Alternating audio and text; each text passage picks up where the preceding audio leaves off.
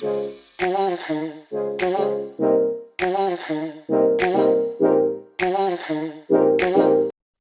friends, today I'm going to show you how to use a lacrosse ball to self-massage your hamstrings. I don't use a foam roller for my hamstrings because it never gets enough pressure and it's definitely not pinpointed enough to really make change in the hamstrings. So I use a lacrosse ball or a barbell, which I'll show you in a little bit. To use a lacrosse ball, you just want to be sitting on a hard surface with plenty of space.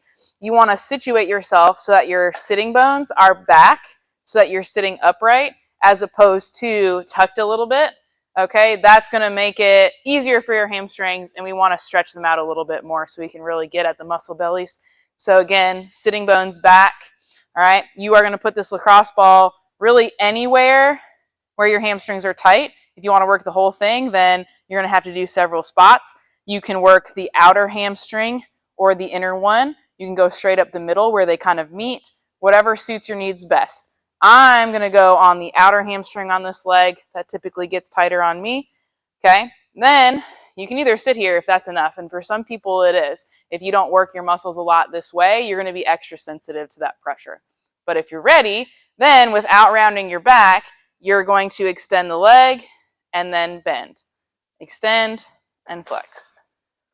Okay, so this is basically flossing that muscle through that pressure there.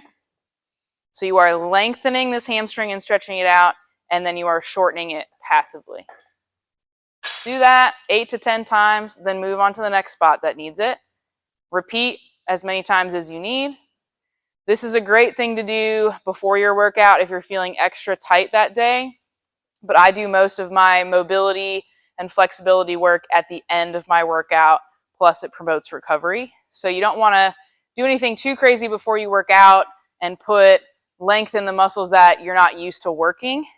So you have to be reasonable and smart.